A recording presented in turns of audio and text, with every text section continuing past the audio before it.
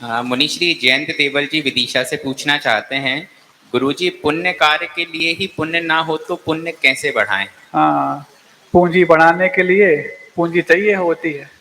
यदि कोई व्यापार स्टार्ट कर रहे हैं तो बिना पूंजी के तो होगा नहीं।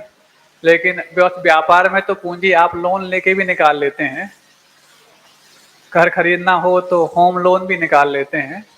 लेकिन पूंजी को बढ़ाने के लिए, जैसी पूंजी निकालने के लिए हमारे पास लोन की व्यवस्था होती है, उसी प्रकार पुण्य को बढ़ाने के लिए, पुण्य को निकालने के लिए लोन की व्यवस्था होती भी है और कथनचित नहीं भी होती है।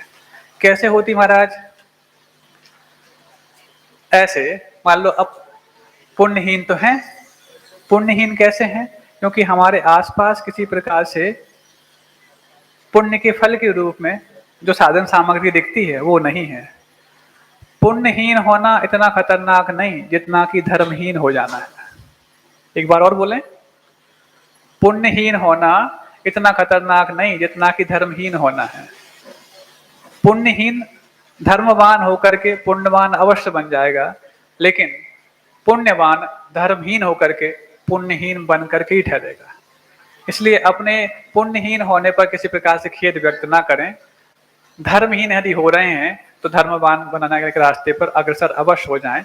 आपके लिए यही पुण्य को बढ़ाने के लिए पुण्य माना जाएगा। इतनी आस्था की पूंजी हमारे पास अवश्य हो।